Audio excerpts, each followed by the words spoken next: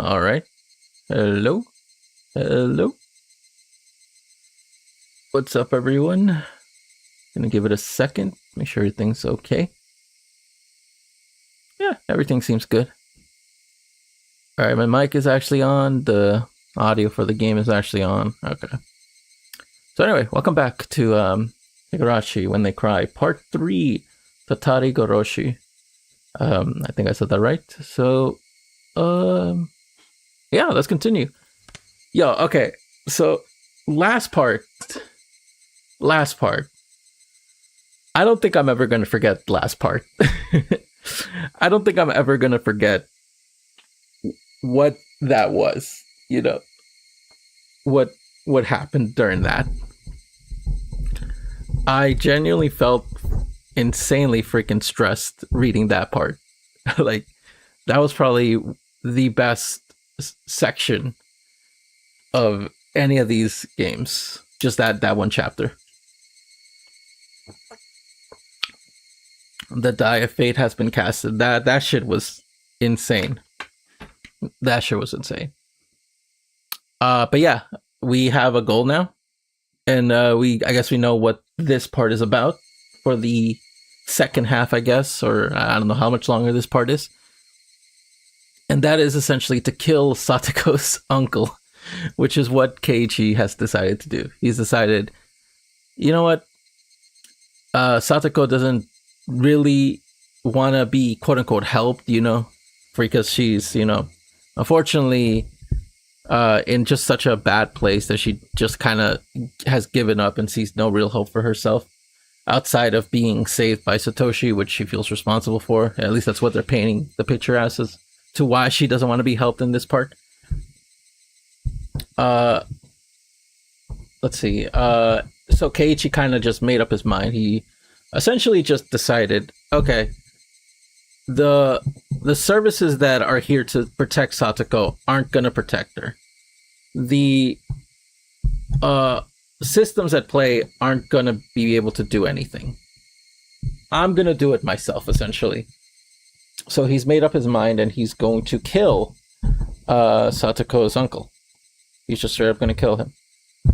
And he feels that's the only way to really save Satoko at this point, because no one else is going to help. No one else either can or just maybe he feels that they just won't help her. But yeah, that's where we left off. Very good part. Very good section. What was the notes? Was the notes anything really substantial? I think they were mostly just talking about the idea that the services are aware that Satoko is actually in danger. But I forgot they sort of oh yeah. The Satoko was the one who essentially girl who cried wolf, basically. You know, like she did it as like a quote unquote prank at first because she just didn't like her stepdad, and basically they don't take her seriously anymore. But from what it looks like in the notes, they kind of do understand that she at least does have some sort of problem going on. Because obviously you wouldn't just call Child Protective Services for like a prank by itself, you know. Something else has to have happened at that point. But yeah, that's where we left off. Very good part. Kind of hard for me to put all my thoughts into just an intro because there was a lot. There was a lot to think about. Probably the part that made me, I guess the simplest way to put it is just the most sad. I don't think I was really feeling okay after finishing that part. I really did have to sit there and think about that part and sort of reflect upon what it all implies, what it all means. Obviously, the dark implications that Satoko probably went through are kind of more evident, a little more clear. They're kind of keeping it away from us. I don't know if they'll ever outright say it. I'm kind of skirting around it as well. But it's very clear that Satoko has suffered through some form of like, I guess I'll just say like sexual abuse to a certain extent. From her reaction, specifically from being touched by Keiichi, clearly that fucking triggered her. I don't know if this happened in the past or if this is something that just recently happened because of Keiichi calling the services. but very clearly, like this reaction that she's having is in like just an extreme reaction. So I don't know. Maybe that's what it implies. Maybe we'll get a full confirmation, but we do know that Rena probably does know because she did. Like Satoko whispered to Rena what happened, and Rena got really upset. She got really upset. I think she doesn't usually. I don't know how much of a like how much she hides her like anger, like Rena's anger to other people. I don't know how much she tends to hide it, but for them, because last time she got like in the first part, Rena got angry, but it was like towards us. It was very rare that she got angry towards anyone else. And in the second part, it was kind of like she got angry around Mion, basically. Well, I guess in the first part, it was kind of Rena and Mion going up against me, so it's kind of hard to say. But anyway, yeah, enough yapping. Let's actually continue here. Mion and the other, having set up for Watanagashi Festival or something, invited me along, but I refused. Yeah, I don't, like, I'll be honest, even if Keiichi didn't decide to, like, go ahead and, like, oh, I'm gonna kill that man, I probably just wouldn't feel comfortable going to, like, a festival after what I saw. Of course I did. Oh, how could they be taking it easy and setting up for a festival in this situation? Mion had a lot of nerves. Had a lot of nerve.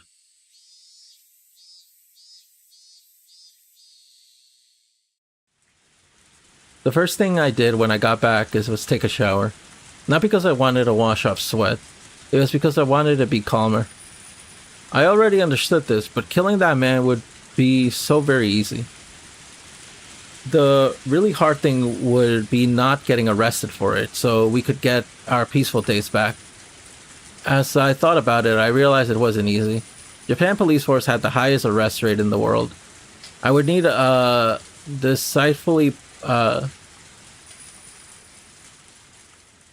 need to be deceitfully pull off the perfect crime, and it couldn't be a half-hearted attempt. Still, it wasn't 100%. Even the best police force in the world couldn't even have 100% arrest rate. I've read a lot of articles on trials with people brought up on false charges. Yeah, I was about to say, like, a high arrest rate does not necessarily equate to that being, like, good, essentially, like that, oh, there's no crime, or like crime is very low because of that. Which is why I'm always like skeptical whenever like those like numbers say like, oh, Japan has the lowest crime rate, which sure can be true, but we barely get like numbers on like people just don't report shit, essentially, because they know it's kind of futile. At court, they considered whether the charge are false or not, but figuring out the real criminal is entirely out of the scope. And that meant a perfect crime didn't exist. In fact, perfect crimes were sort of like works of art. They could even be respected and revered. You just had to look at the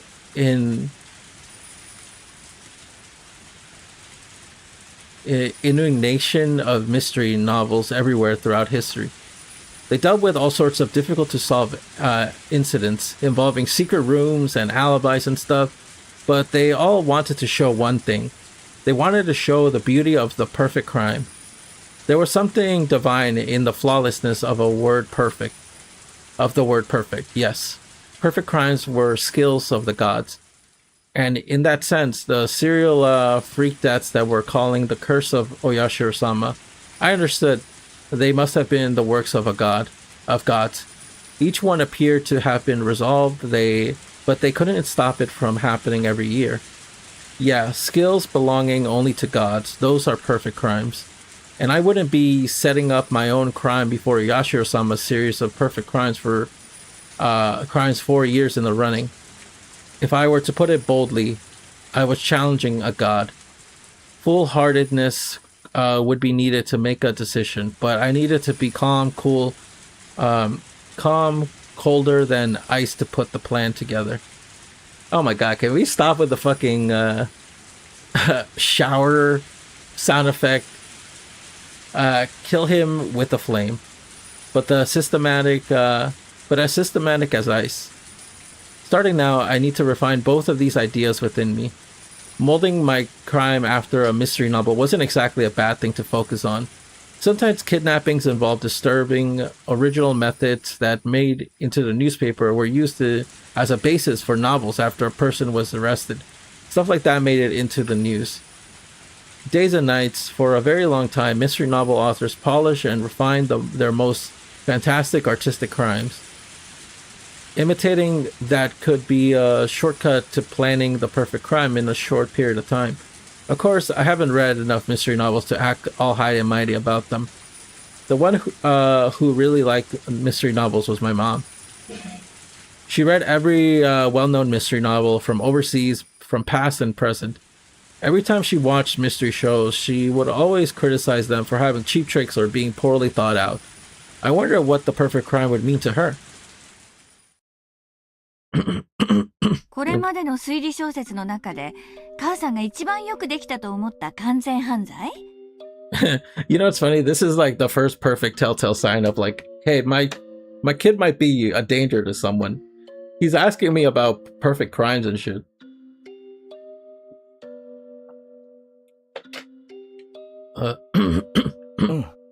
Yeah, let me know, Mom. Not that I want to do them. たくさん推理小説を読んでるでしょ。そういうの詳しいかなって思って。それを読むから楽しいのよ。初めからトリックを教えちゃったら楽しみがなくなっちゃうわ。It wasn't like I was asking my own amusement. She was deflecting the question, so I would somehow butter her up first and draw out the answer. そうね。 an answer. よくできた推理小説。結構どれもこれもいろんな魅力があって、どれが面白かったとは言いにくいけど、強いてあげれば。母さんの好きな小説のタイトルが知りたいんじゃないよ。母さんが一番舌を巻いた完全トリックが知りたいんだよ。本当に完全なトリックだったら名探偵に解く余地がないじゃない。That was true. Then there was no point. 推理小説は解ける謎をいかに解くかの過程を楽しむものよ。Okay. Yeah, that makes sense. 解けない謎だったらそれは推理小説の題材になり得ないわね。そっか。そりゃそうだよな。主人公に解けなかったらお話として成立しないもんな。Was I being too simplistic? A mystery novel was basically a game. They were written so that you can get to the goals, so that you could solve them. But I couldn't use something so optimistic. It needed to be the be-all end-all of tricks so that we could, without a doubt, return to our old と lives. いうことはケイチ。Why are you interested in murder and like mysteries and stuff like that? 真の完全犯罪は物語にすらならないというのがわかるかしら。Mom looked at me intellectually and grinned impishly. I never gotten to read it, but apparently one time, a long time ago, Mom had written her own mystery novel and submitted it for some mystery novel award. Apparently she was really into it. 物語にならないってどういう意味? I guess because like we never know they existed. Like you know, if we knew of a crime that happened, we can talk about it, you know, on the news and people will know about it and probably get inspired to write something about it. But if we never knew it happened, then how can we write a story about it? ケイチ、物語の最低構成要素は？起承転結。Yeah, I guess, you know what, that is kind of important. 正解。特に肝心なのは当たり前だけど、木に当た The る。 beginning is very important. スタートの木がなかったら、そもそも物語は始まらない。Yeah. そりゃそうだよ。何も起こらなかったら何も始まらない。そう。何も起こらないから事件にもならない。探偵も呼ばれないから推理もない。推理がないなら解決もない。つまり、これが究極の完全犯罪。ちょっと待って。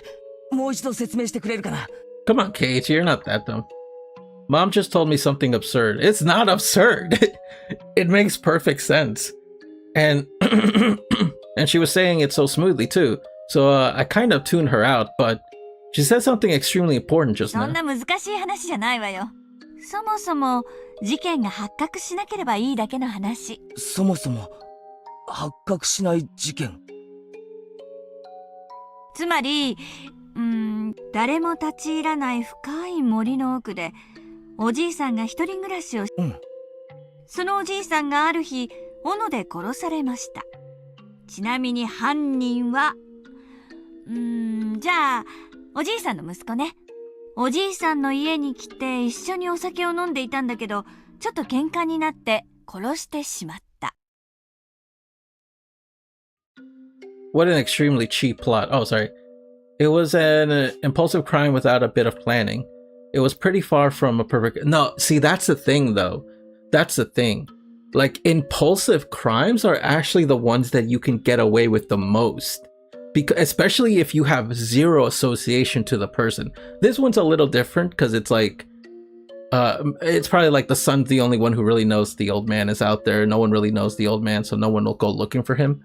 I think that's the idea. But like, there's certain crimes where certain people get killed, and it's like the person who did it has zero association with this person. You know, you can link like a spouse, a parent, a child. You know, someone who you're a friend. You know, like an ex-lover. Those are always the places you have to look for, because the only logical idea is like someone who's close to you who doesn't like you did this to you, either on impulse or by planning. But if it's someone you don't know who just randomly decided, this person I just see right now alone in their house, I'm just walking by and I just noticed someone's alone in their house, and you just decide, I'm just gonna go kill them. You could, like, it's so hard. Like, how do you go like, where were you? Because we don't know who you are. You just came in, did a crime, and got out. And it's like, how can we even begin to find you? Because you have no association with this person. Like that's sort of like the idea that's like the perfect crime. It's like, and also the more you plan, the more evidence you leave behind. Like the more trails you can be like, okay, well, they planned this and they got this and they drove here and they did this, so we got him here. You know, like you can see the through line. But if you just like, I think it's literally like you kill someone, you just dump them anywhere. And it's like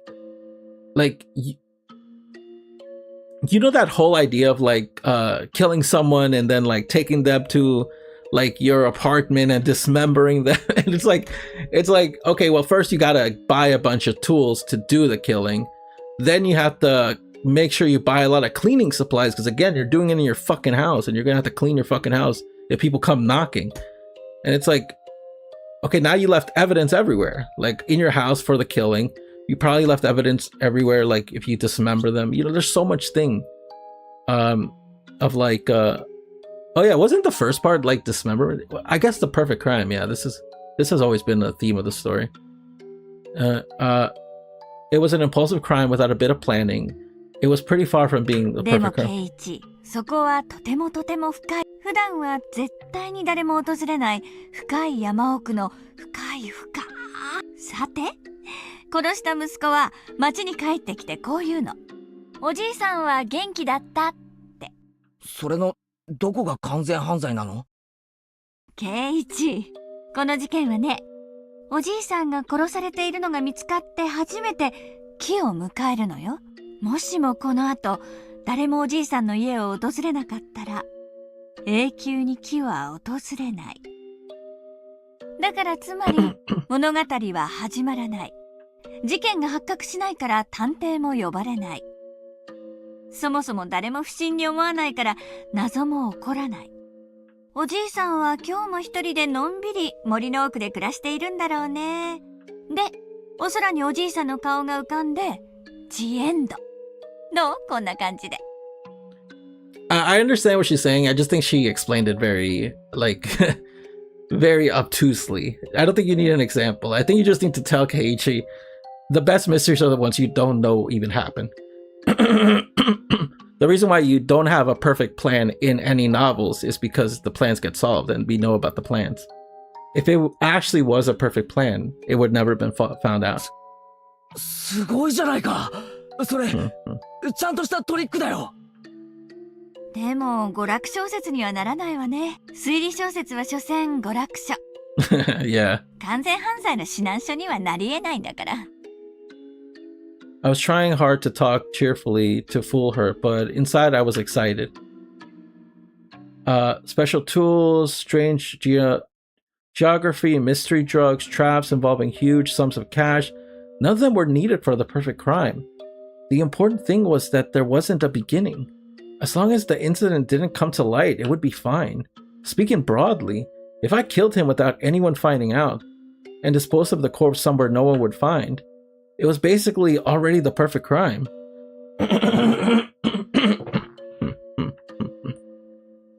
Of course, if someone up and vanished one day all of a sudden, people would get suspicious. But that didn't apply to this man. Last year, after her aunt died, he ran away from the village in fear of Oyashiro-sama.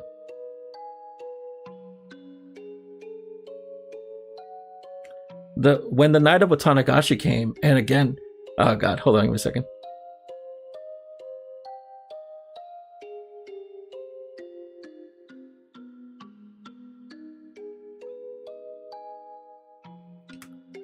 When the night of Tatarigoroshi came around again, everyone would have to think he ran away in fear again. I mean, he had been living with his lover of his in town. No matter what it was like when he vanished, no one would be suspicious. You know what? I actually didn't think about that. That is true. He did just leave last time. He just went up and left. Like, just, that's it. People hated him after all. Yeah, that is true. He was very unliked. No one would care if he, where he went if he disappeared. When I thought about it like that, it got easier and easier to imagine killing him. There was no point in thinking inside my house anymore. I left, getting my bike out the garage. For now, it didn't matter where I was going. I just rode through the wind, trying to calm my excitement by feeling the cool air on my body. Where I'd kill him, how I'd do it, what time, and how to dispose of the corpse. If I just had those 4 things, I could get a good plan going. I was so surprised at how little there was to decide that I shivered. I'd be completely prepared to build a humongous plan over a really long period of time, but if I could just get these little things in order, I could put it into motion. Today was Saturday. I would have to kill him on the night of Tatarigoroshi, so as long as I was standing in for Oyashiro-sama, I only had 24 hours remaining. Satoko, just hang on for 24 more hours. I can't even imagine having to suffer through even more, but please hold out for a little longer. I know you can't last another second, I know that. Oh please, just hold on. Your Nini will save you for sure.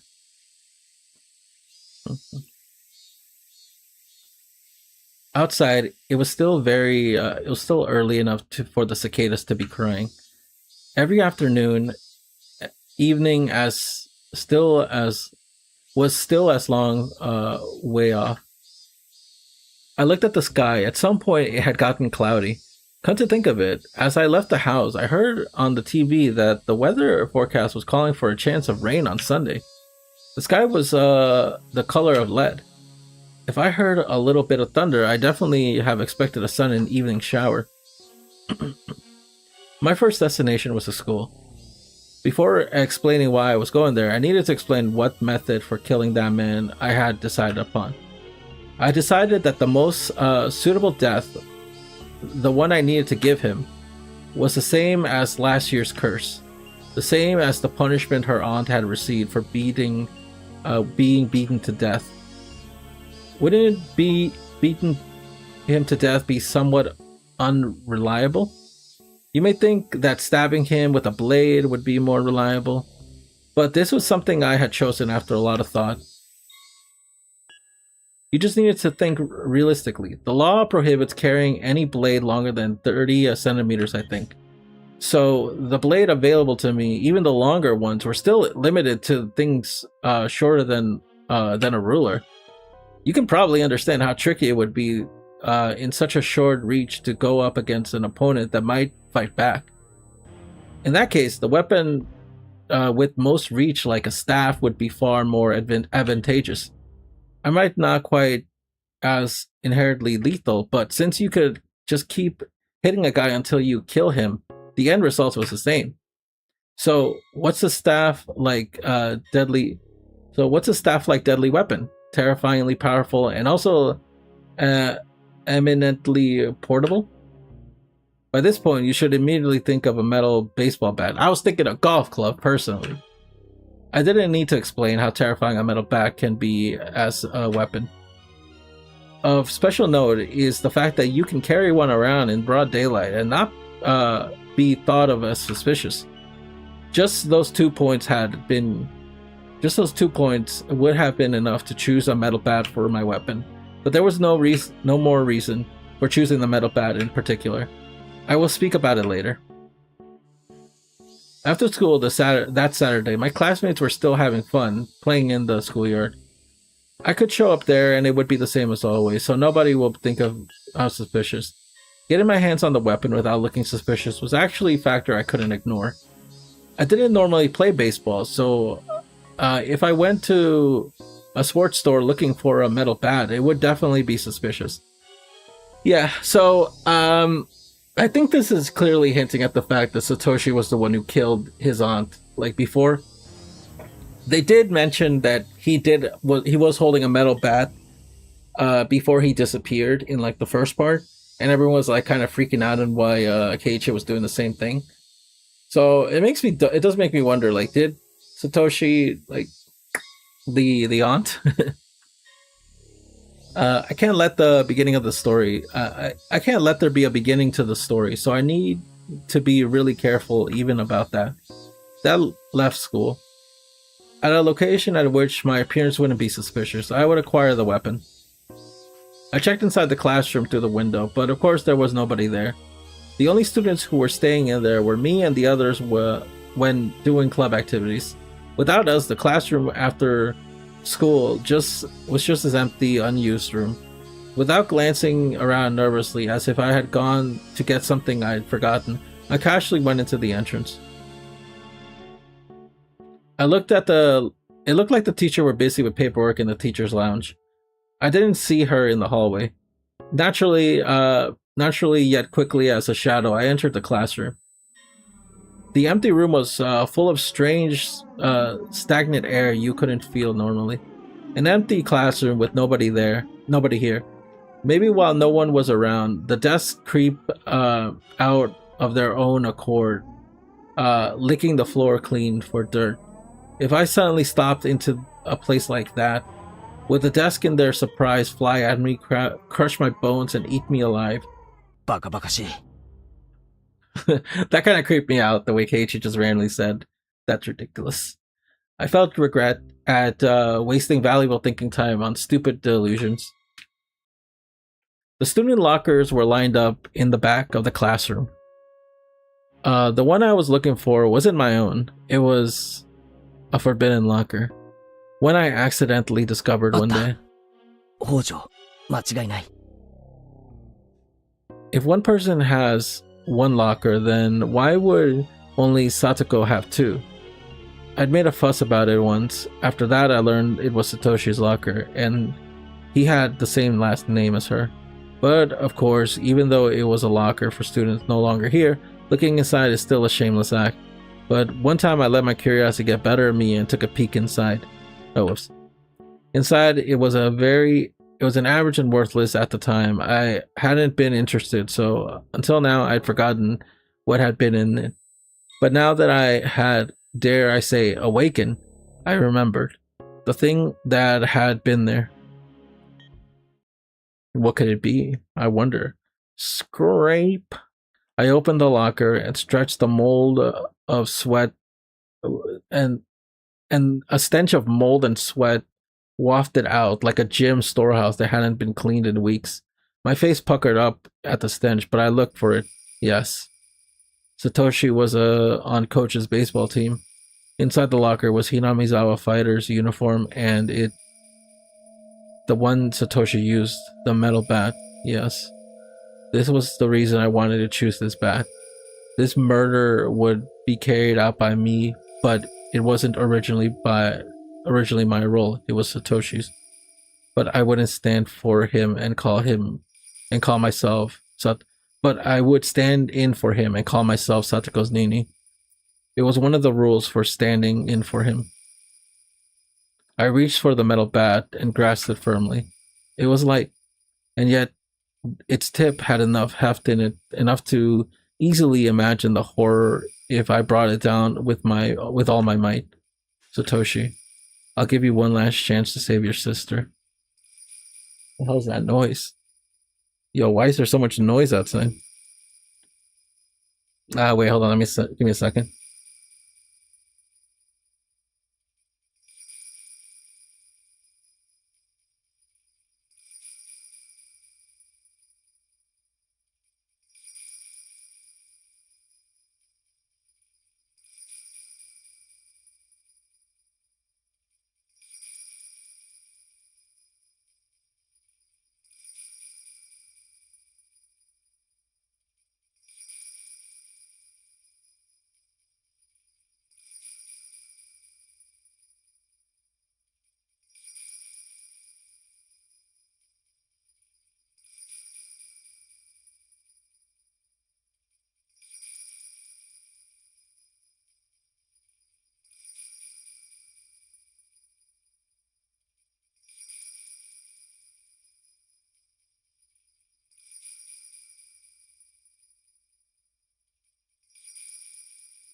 Of course, there had to be freaking annoying ass big ass trucks outside right when I'm recording. Oh well, lend me your strength. You're a coward, but I will stand in for you. So if you still care even a little bit about her, you will lend me your strength. There's no more subtle weapon in the world for putting that man to death than your bat. Wait, suitable. There's no more suitable weapon in the world for putting that man down to death than your bat. Now I just need to figure out where to hide it. Before tomorrow, the act, I would just stop by the school and grab it. But I couldn't ignore the possibility someone would see me bringing it home and think it was strange. Oh my god. Yo, there's some noise outside. But if I left it here, there wouldn't be a problem. Plus, tomorrow was Sunday. Not only that, it was the day of the biggest festival in the whole village. Nobody would be coming to school. Is someone gonna catch Keiichi right now? I left out the entrance and went over to the construction vehicle parking nearby. We'd be warned by our teachers not to touch it, just for laughs, so none of the kids would come near the vehicle either. I was always wondering what that was. There's like a... Oh my god, of course, I picked the wrong ass time. God damn it. Oh yeah, you guys can definitely fucking hear that. You know what, I'm gonna... Hold on a second. I'm just gonna turn this off for a second. Well, not turn it off, but go on a little break for a second. Just give it a little bit.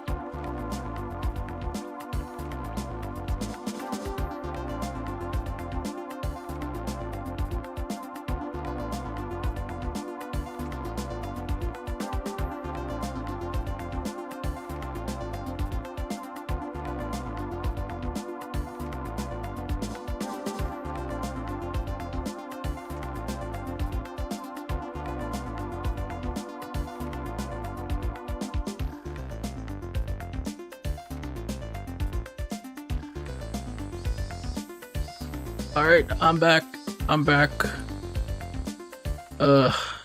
Course, it's always when I freaking stream that they decide to actually take care of the neighborhood. Freaking annoying. Alright. Enough of that. Let's continue. I'll put a timestamp so you guys can just skip ahead.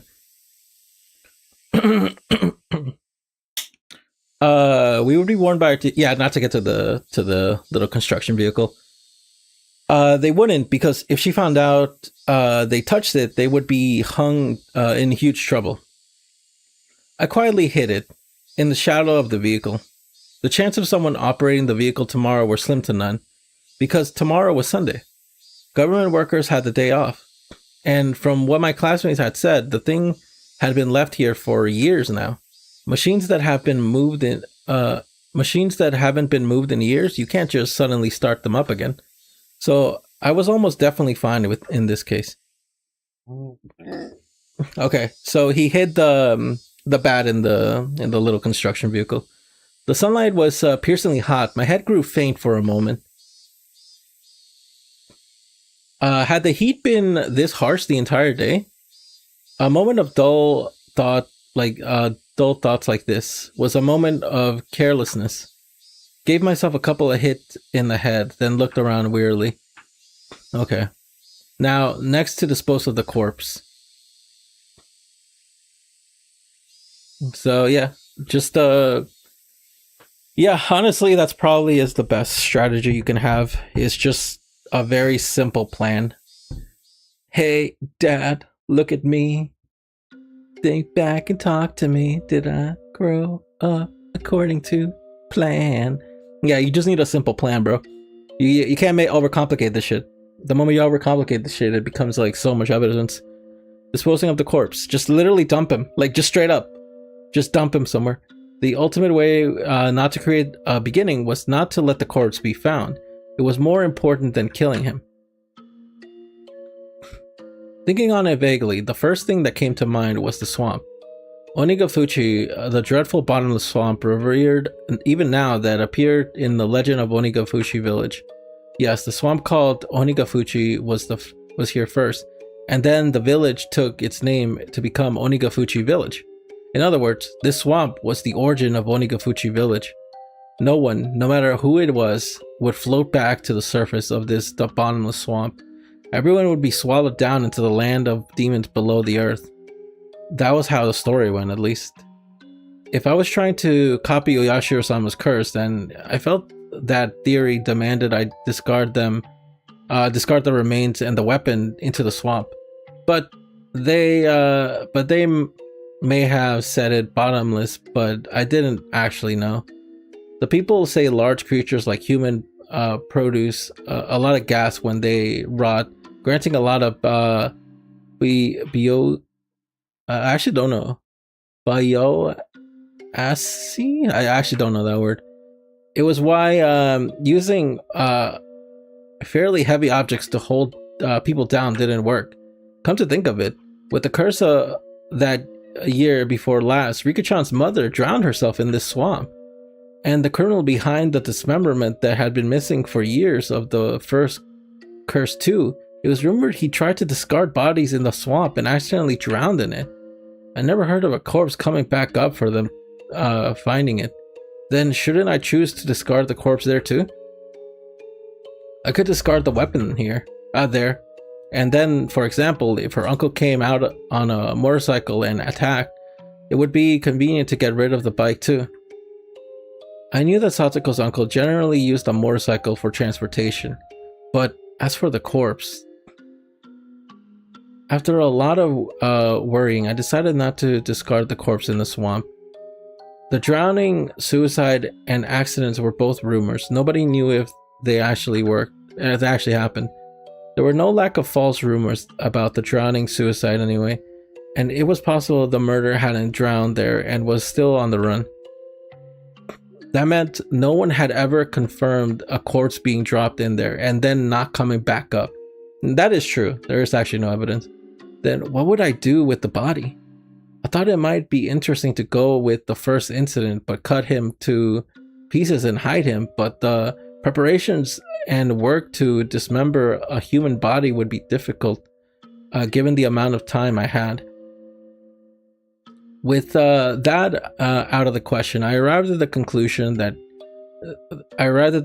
to go with the more orthodox method of burying the body. Then where would I bury it? The question related to where I would kill him. Of course, I wanted to keep my time in proximity to the body at a minimum. With that in mind, I would want to dig a hole to dump the body in beforehand and to make the location of the act and the hole closer together. The choice of where to plan the crime that needed to be absolutely careful and thorough with. It had to be somewhere no one would witness it, and in a place with hiding places for a sneak attack. I could dig a hole for the body right there. I'd go over the possibilities in my head of various destinations her uncle would head to for Satoko's house. I imagined a map of the area in my head, and then I found a place that fulfilled those conditions so easily it was almost unbelievable.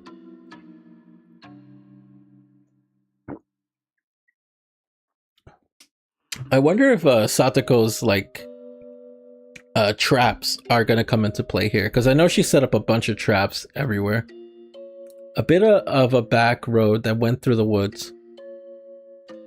I didn't think her uncle would go deeper into the mountains of Yoguchi on a whim. If he was going somewhere, I'd pass through these woods first. And nobody uses this back way unless they had something to do at Satoko's house or one or two other places. This pass was fantastically ideal. A few people used it. I would wait for him in these woods. Would an ambush actually be possible? I went into the trees and tried to really hide myself in a few places. It was extremely quiet. My senses could be sharpened here to their minimum amount. I didn't know when he'd come, but I'd wait here for Satoko's uncle. I actually had some trouble coming to that decision. The question arose of whether I should somehow call that man out. Was that a risk I'd be taking to lure him here? The man made Satoko do all the shopping and errands. He seldom left his house for his own business. He wouldn't leave unless I worked out a plan to force him, would he? That was the question. Tomorrow was the Tatarigoroshi festival. Would he go out for the festival or would he stay inside? If he stayed inside, how would I drag him out of his house? That's right. Wouldn't he make Satoko go to the festival? Satoko would go to the festival. Meanwhile, I would call the man. This was the Okonomiya police station. We have the young lady from your house. Could you come and pick her up immediately? It didn't even have to be the police. This is the clinic. The young lady from your house had been injured. Please come pick her up. Yes, that would work too. If I claimed to be police or a hospital, told him to come to and then hang up on him, he'd rush there to try to figure out what was going on, wouldn't he? And just the other day, he was visited by a probation officer. Wait a minute. Do you think one of the the social service people, do you think they would be around here during Watanagashi, and would they notice Keiichi doing this? Because they said that they would sporadically visit, I think that's what they said. He wouldn't suddenly grumble about having to get his niece and not go. It would look like child neglect. The man had no skills useful around the house. Satoko, as his slave, was an essential part of his daily life. Conclusion? He went out to the festival. I would attack him here and on his way there or back. If he didn't, I would lure him out by phone. If luring him out by phone was the first steps, I needed to be sure Satoko would go to the festival, leaving the house. It would be convenient if I could make Mion take Satoko to the festival. She said her aunt was a direct welfare officer. In other words, an ally to the probation officer. If I somehow incite Mion to take Satoko to the festival with her, well, being who she was, she'd use the fact and get her there. Satoko should just take a break and have fun at the festival with everyone. She should have a good time, reminiscing on former peaceful days, and when she went home, everything would be over. Yeah, that would be the best outcome. With that decided, I needed to dig a hole somewhere in the woods to hide the body, so it wouldn't stand out, so it wouldn't be found. Someplace nobody could see me while I was completely exposed as I buried the corpse.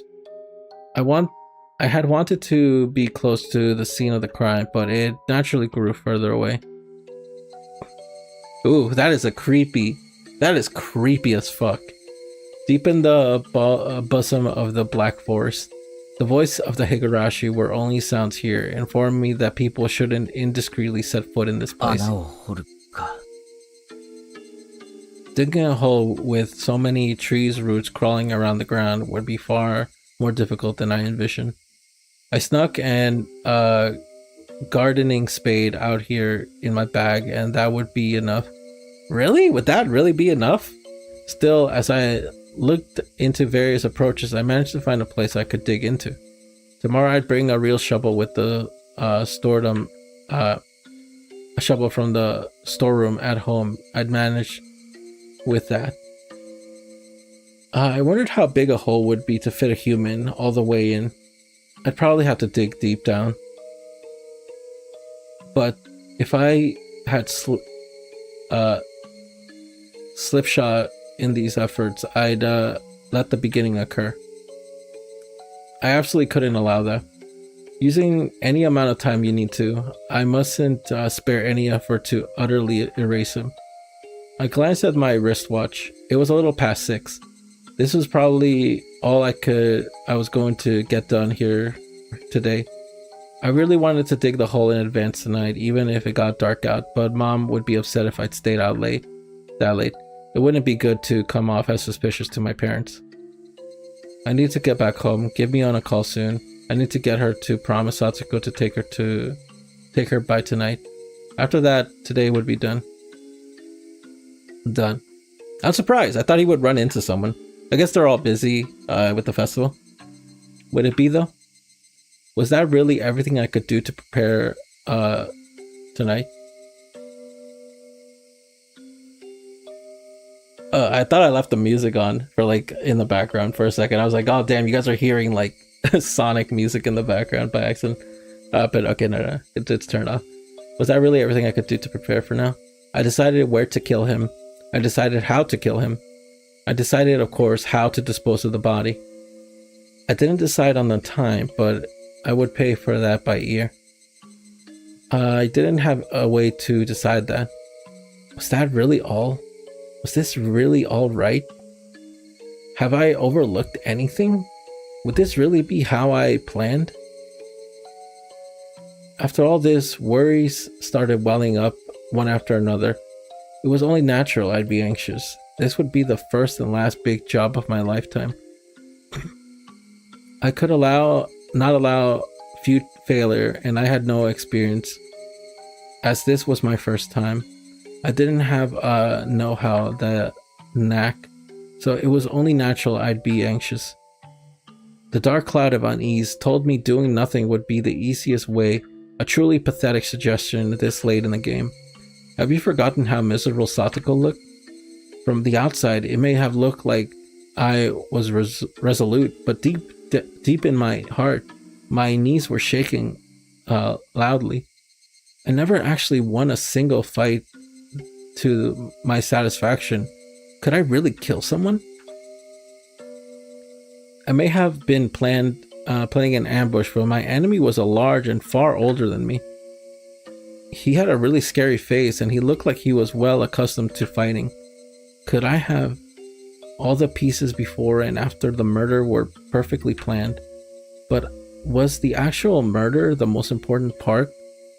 That was unsettling me the most. All my preparations, all of my perfect concealed machinations, if I didn't successfully murder him, they amounted to nothing. Damn it. After coming this far, you're pathetic, Keiichi Maibara. If you start to have these kinds of second thoughts, your ulterior motives will be obvious. Let's go home. Go home, calm your mind. Tomorrow will be a juncture in your life, the likes of which graduation, employment, marriage, childbirth couldn't hold a candle to.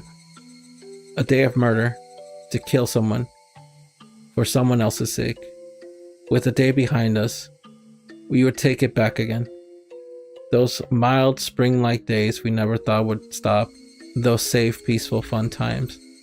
I pedaled my bicycle hard to get back home. I felt somehow unsteady, like my body and soul weren't in alignment. A subtle shift between where the tip of my hands and feet were really where I felt them to be. Wait, like my body and soul weren't in alignment. A subtle shift between where the tip of my head, hands, and feet really were and where I felt them to be. That really were and where I felt them to be. My vision was a little distant and narrow, as if a great barrier I risked my future life on had nothing to do with me. An unreal sensation. How could I put it? Everything was so far away. Fine.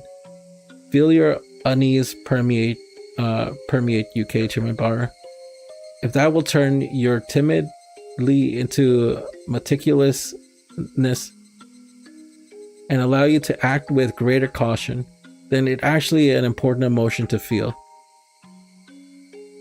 This feeling I had never went away that night. Did he call me on? Because he said he was going to call me on. Is it the next day? Oh, no, it's turning into night. Okay.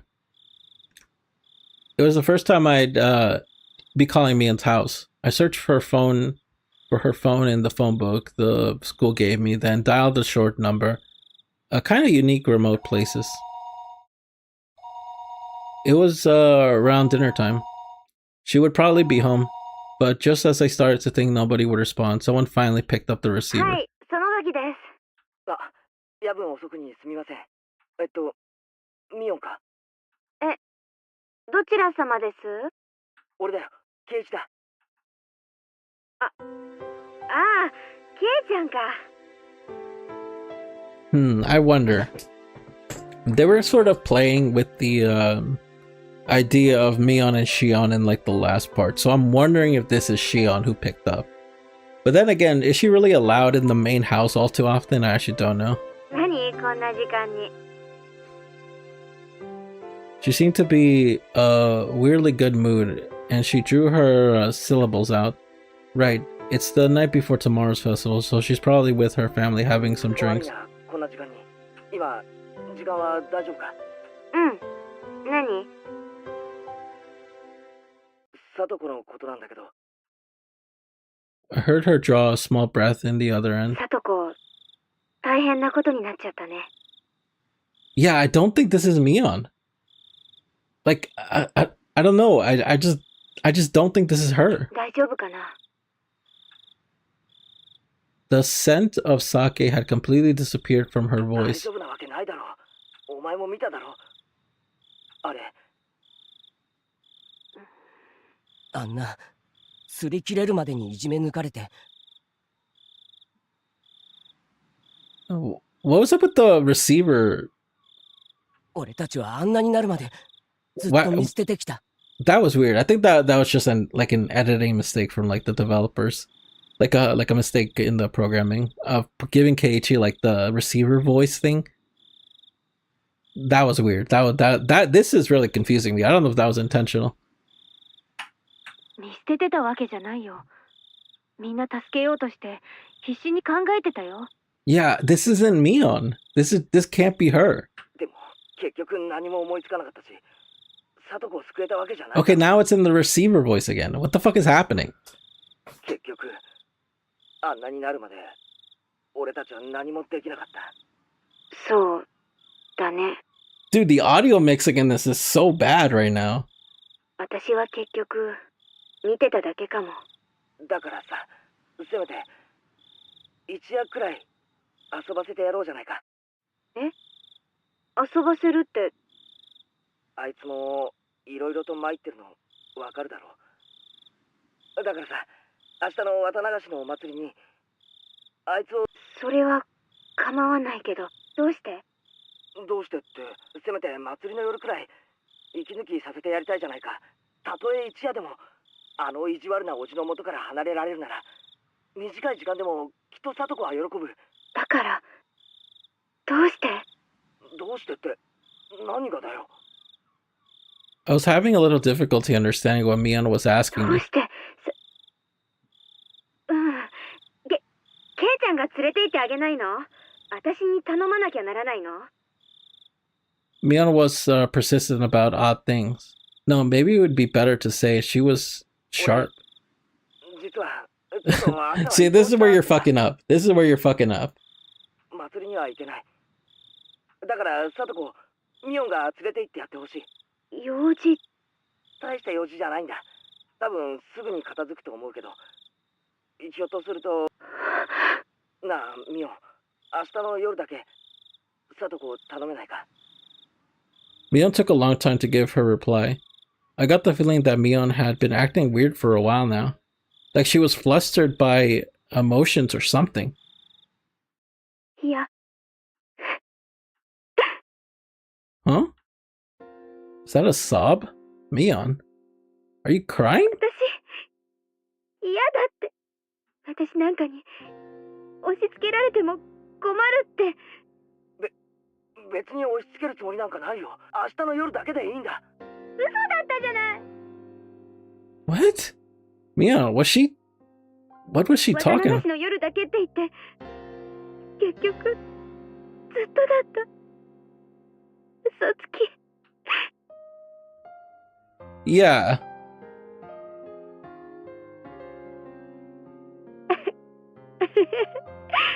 でもおあいこかな。私全然あなたとの約束守 What ってないから。 What the fuck is あの happening? 子はずっとほったらかしだしね。 I had no idea what to say to that. Mion was clearly not talking to someone other than me. I didn't know who. All I could do was listen to her in a daze. ずっと帰ってこないのに、あの子の本当にずるいね。え、あなたサトシ君なんでしょう。ミオン、さっきから何の話だ。 When I said her name, whatever spell was on Mion was released. ごめん、なんでもないの。ちょっとケイちゃんの今の電話にそっくりな電話を昔受けたことがあって。それ、ひょっとしてサトシか。 Mion didn't answer. All I could hear was sobs coming through the receiver. ごめんね、ちょっと私寝ぼけてるみたい。変なとこで感情的になっちゃった。ごめんね、焦ったでしょ。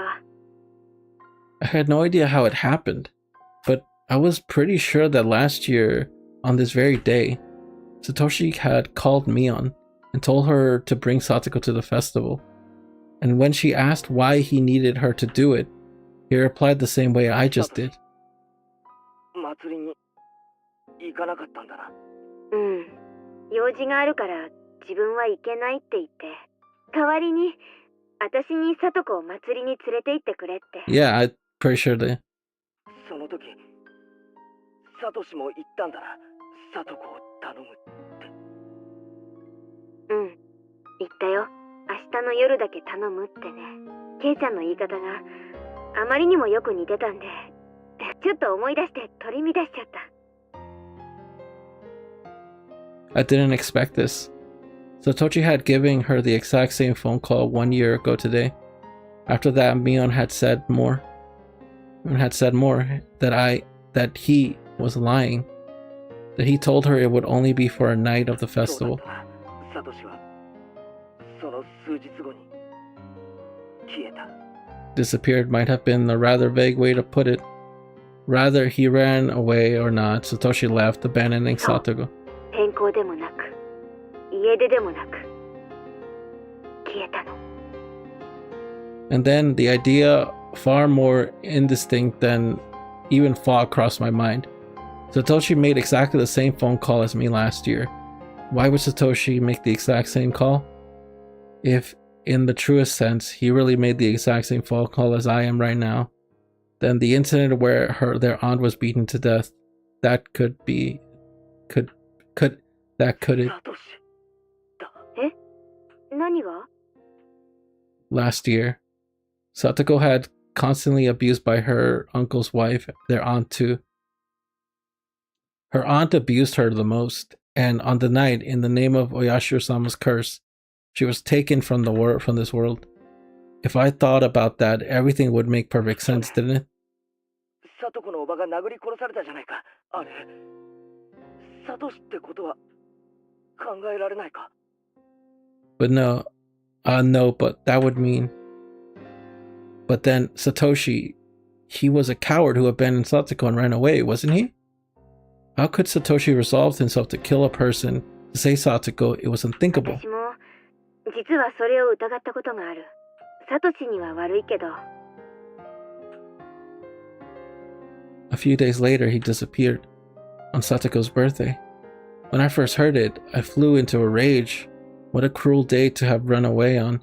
But now that I thought about it like this, the story changed completely.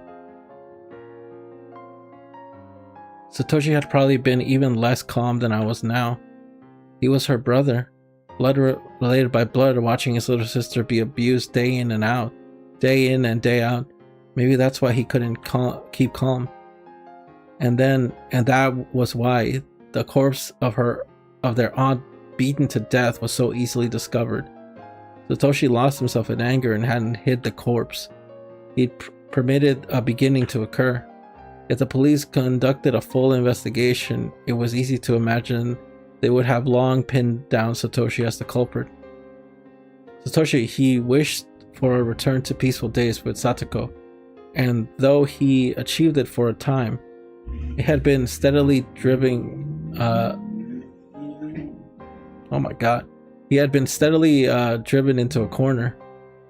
And then he wanted to at least hold out until Satoko's birthday, but finally they nailed him.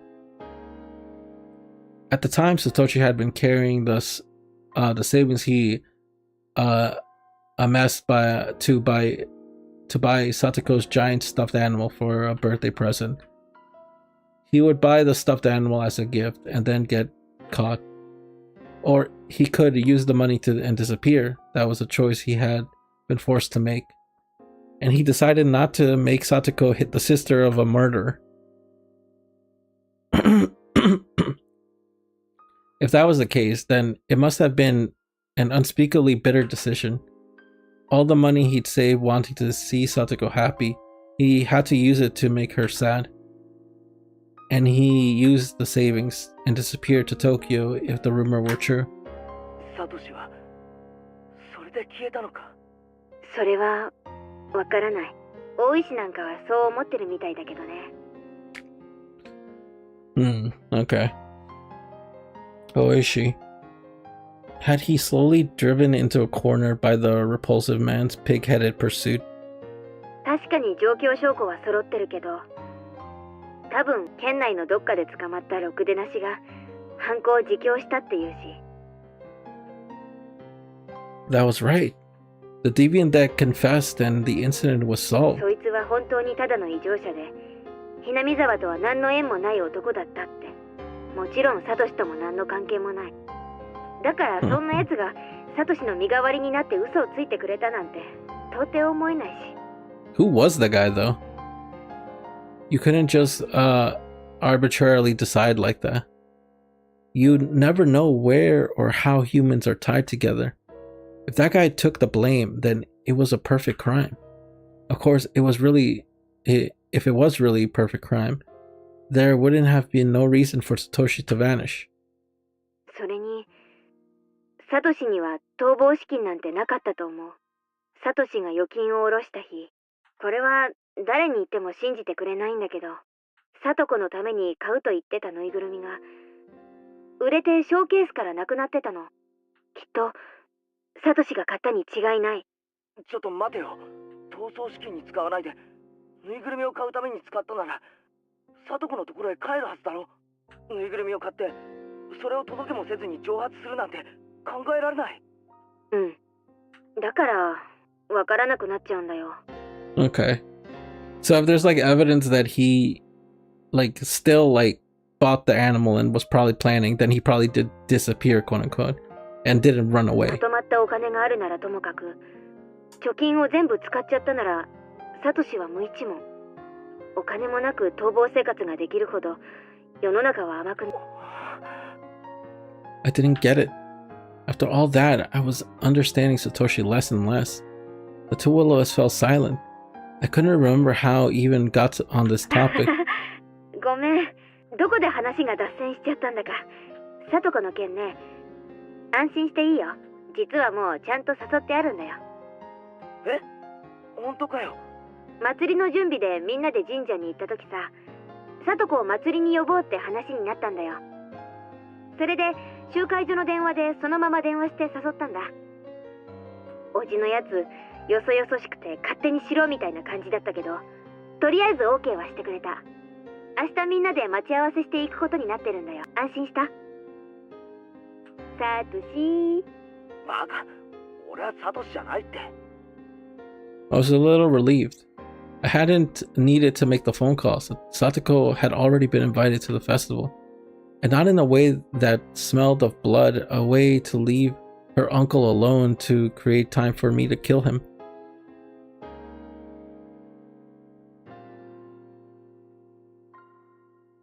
They purely wanted Satoko to enjoy herself, so they invited her.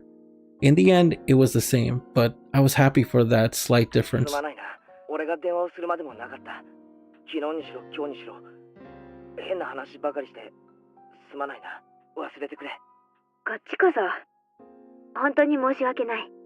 柄にもなく取り乱しちゃって本当にごめん。 We apologized to each other for a little じ bit. ゃあ俺はこれでおやすみ。何の用事？ As if interpreting our parting words, Mion struck straight where it hurts. それもまたサトシと同じように。バカ。だから俺はサトシじゃないって言ってるだろ。うん。そんなのは分かってるよ。 I deflected her with a response that wasn't really an answer. Mion didn't hold me anymore after じゃ that. あ今度こそ。どうしてケイちゃんがサトシ君と全く同じ電話をしてきたのかわからないけれど。なんでもない。ごめんね。おやすみ。切るぞ。 Click. Damn. Satoshi Hojo. Just who are you? I scorned you as a coward who ran away, abandoning his sister. I always thought you didn't have the right to call yourself her Nini. But now I didn't know what to think. Yashiro-san was cursed on the 4th year, their aunt's deaths and Satoshi's disappearance. And now me trying to carry out Yashiro-sama's curse on the 5th. Oddly enough, what I was going to do overlapped perfectly with Satoshi the day before the curse. No, that wasn't all. If we started back from Satoshi being abused, from Satoko being abused, then I'd been overlapping with Satoshi for days already. When I talked to Mion before, she asked me if I was Satoshi. If that was the first impression on a third party like Mion got, then it was probably true. Then was Satoshi an accomplice? I would succeed in the murder? But that was the extent to which we overlapped. I was far calmer than Satoshi and more calculating. I could actually grow calmer the more enthusiastic I become. That's why I wouldn't follow in Satoshi's footsteps. I would slip him cleanly out the world and then get our peaceful lives back. Maybe Satoshi has been with me ever since I chose Satoshi's bad as my weapon. No, maybe even longer than that. When I decided I'd be her Nini, maybe Satoshi had been residing within me then too. Satoshi, were you really a coward?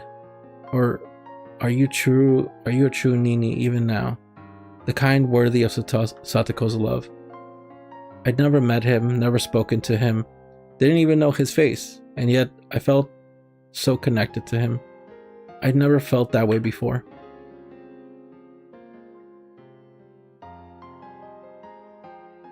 Wow. Okay. So yeah, Keiichi is resolved in doing this. It's interesting. Why is what's her name? Shion so dedicated into like pretending to be Mion? Genuinely, I don't believe her. I don't think she told the truth about them picking up Satoko. I actually don't believe her. I don't think they invited Satoko at all. I think Keiichi's gonna go through his plan and then see Satoko in her house or whatever, and have to like come up with a different way. For the attention of those on the housewife slaughter incident case. Okay. This is about the aunt. July blank 1982. Okinomiya Police Station, First Investigation Division. Chief Takasugi. Prefecture Police Headquarters for the eradication of drug-related crimes. Shishibone Branch Head. Blank blank. Regarding incident blank designated as undercover investigation. This message is to inform you that the sanction of the testimony record of an incident under this police headquarter jurisdiction had been found. That is thought to be related to the undercover investigation of the incident in question. Okinomiya Police Station X, Hinamizawa Village, housewife slaughter incident. During investigation of suspect blank blank, who was arrested for possession of illegal drugs, there were testimonies alluded to the crime in question, and it became clear that it contained information that only the perpetrator could have known. Therefore, we had prepared to share this record of the testimony with you, duplicated attached. If this testimonial is to be believed, then there is extremely high chance the suspect blank blank was the perpetrator in the incident in question. In addition, on receiving this testimony, the head investigator on the case inquired as to the incident with the Okinomiya Police Station, but the responsible party of that party at Okinomiya Police Station misunderstood, and in compliance with the designation as the undercover investigation, had exclusive order from the prefectural police headquarters on July 1st, 1982, General Administration B112. They did not explain the incident's existence to the head investigator as they should have. Because of this, the head investigator did not realize the importance of the testimony as it related to the case in question. As a result, the negligent when combing the scene, we apologize for having effectively ignored it until now. In addition, there is a postscript stating that suspect blank blank died while on confinement yesterday on X12. Whoa. Wait. So was that like Satoshi? Yo, that is crazy. That is weird. So there was literally missing information during that, which is a testimony about who did what. Okay. Sunday. Okay. Should I stop right now? It wasn't really that long. The thing that made it that long was the fact that there was like a goddamn car like work happening. I think I am gonna stop for now. My throat is kind of hurting. I don't know why. This one was a little rough to get through because it was like my throat is hurting. I will say there's not too much interesting happen right now. I wish I knew the length of this chapter. If it was the same length, I think I could keep going, but yeah, probably not. I'll save it for later. Okay, anyway, thank you anyone for watching. This one wasn't too interesting. It was mostly just Keiichi preparing, but we did get a little bit of insight. I think, like, I'm not gonna lie, I did suspect Satoshi to kill the aunt beforehand. That was kind of obvious. It wasn't really like a shock or anything. But I guess the question now is, well, okay, we do know now that he called Shion, or did he call Mion? That's what I wonder. Did he try to call Mion and Shion picked up like today, or did he actually wanted to call Shion? I guess that's the question I want to know. But he did call her and told her the exact same thing of like, hey, take Satoko, have fun at the festival. I'm not gonna go. I have something to do. I'll see you tomorrow or whatever. And he kind of disappeared shortly after. So that's it. That's interesting. Okay. I was a little confused on the note. I'm not gonna lie. There was a lot of talk. I'm gonna read over it again and see what it is. Not on stream though. I'm just gonna read over it and see what I can interpret from it. But from what I get is that there was the investigation. Someone who was the suspect came in and gave a testimony, and basically one of the cops just didn't tell anyone about it, and that fucked up the plan. And then someone died within custody. Someone died within custody who had the testimony or something like that. I'm gonna have to read it over because I actually kind of had a hard time understanding that. But yeah, relatively good chapter. I don't think anything's gonna be better than the chapter beforehand. But this one's okay. So yeah, thank you for watching. Appreciate it. Hopefully next time's a little more exciting. This one felt kind of like fillery. But yeah, thank you and take care. Bye bye.